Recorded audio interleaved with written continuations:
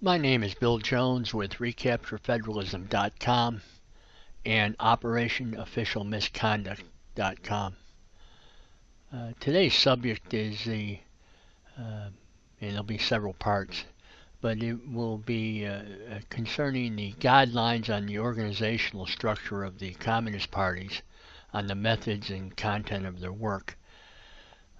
This is a documentation, plans, blueprints, architecture of the Communist Party going back to the 24th session of the Third Congress of the Communist International in 1921. A long time ago, coming up on 100 years. Been around a while, the Communist.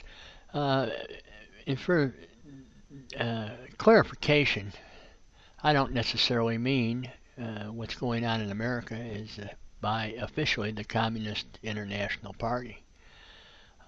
There are, which is a Marxist ideology. There's all sorts of Marxist ideology, including socialism,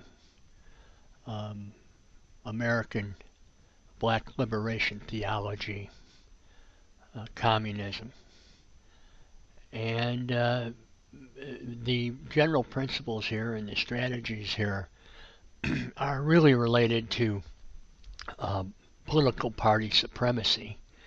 And you'll see these tactics that are being used, and they're based off, a lot of times, much of it is based off about some things you might find in Machiavelli's The Prince.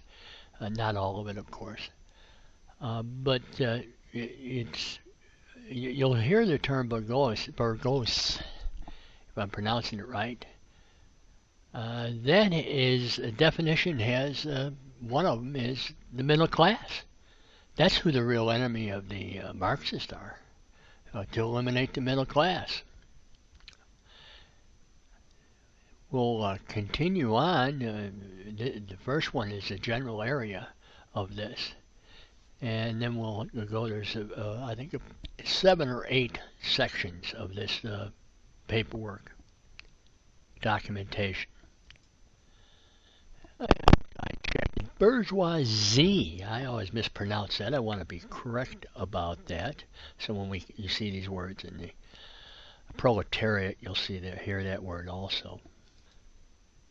The first section is general, the general overall view of the organizational structure of supremacist parties. And I'm not going to read the all 8 sections, but the first section, general, I'm going to go through pretty much, so it's relatively short compared to some of the other areas. 1. The organization of the party must be adapted to the conditions and purpose of its activity. The Communist Party should be the vanguard, the frontline troops of the proletariat, leading in all phases of its revolutionary class struggle and subsequent transitional period toward the realization of socialism, the first stage of the communist society. Isn't that interesting? You'll hear some of these people, they'll grudgingly admit that they're socialist. They'll make it, talk about it, act as if it's the normal American thing to be socialist or communist. It sounds as though, it looks as though most of the black caucus, they lean that way. Some of them have been active revolutionaries in the past and have admitted so. My particular congressman, Bobby Rush, back in the 60s, he was involved with the Black Panthers and very proud to be a revolutionary. They won't tell you a communist, but that's what all that is and all has to do. You notice how it goes from socialism, the first stage of the communist society. So when Maxine Waters mentions that socialist, she comes right out in the midst. And that's part of their structure, socialism to communist. What is the progressivism? That's socialism. They don't want to admit that. They don't want to say that because we all know what that really means. Those of us who served in the military, Cold War warriors, Korean War warriors, Vietnam warriors, fighting communism all around the world. We know what it means. And on with it. There's two. And number two, there can be no absolutely correct, immutable organizational form for communist parties. The conditions of the proletarian class struggle are subject to changes in an unceasing process of transformation. The organization of the vanguard of proletariat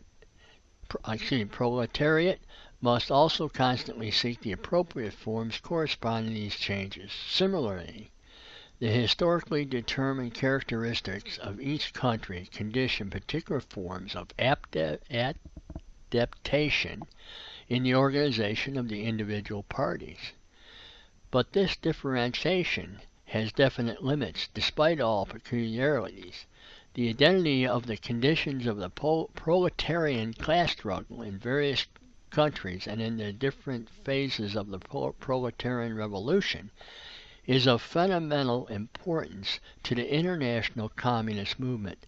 The identity constitutes the common basis for the organization of the communist parties of all countries. On this basis, we must further develop the organization of the communist parties, not strive to found any new models in place of pre-existing ones or seek some absolutely correct organizational form or ideal statutes. You notice some of these words here, you hear some of them, don't you? Transformation, fundamental. Yeah. Barack Obama used that. His father, by the way, an atheist, communist, Marxist in Kenya. That's where these ideas come from. Been around a long time. That was in 1965 when he wrote his one piece. I did a tutorial on that. Yeah, they use these same words. They're around. Been around a long time. They're so embedded in our society. People think they're normal. That's not normal. Communism's not normal for America. We have a federal system of America. That's what we have.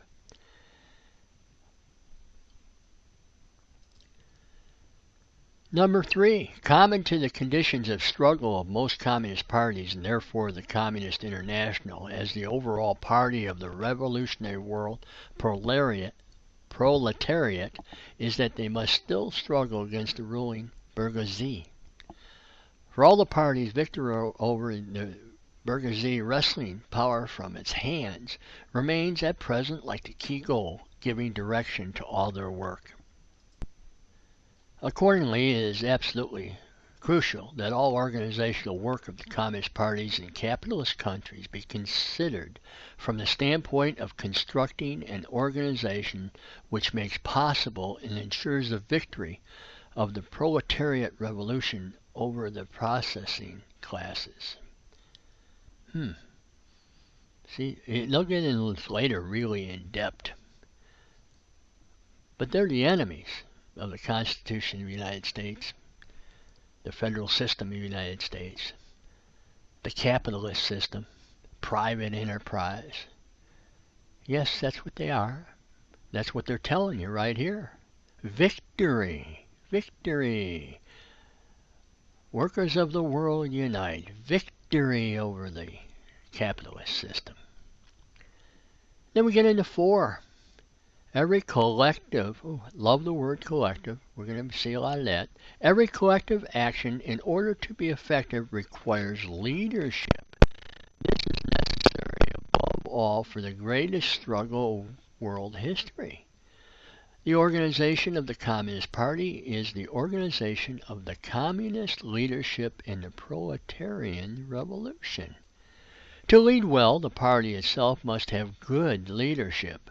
Our basic organizational task is accordingly the formation, organization, and training of the Communist Party working under the capable leading bodies to become the capable leader of the revolutionary working class movement.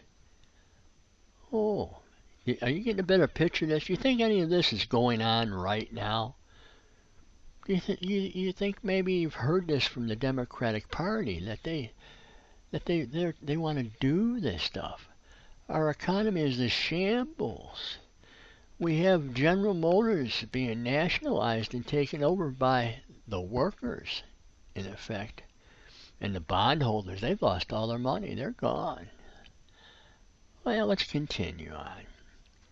Number 5, this is the last one before we get into Section 2. Leadership of the revolutionary class struggle presupposes, on the part of the Communist Party and its leading bodies, the organic tying together of the greatest possible striking power and the greatest ability to adapt to the changing conditions of struggle. Moreover, successful leadership absolutely proposes the closest ties with the proletarian masses.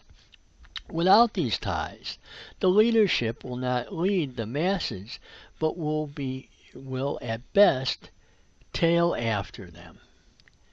Now, look at these words. You don't see a lot of these words sometimes. You'll hear a lot about movements, ecological movements, population movement, human population control movement. When you hear movement, that's a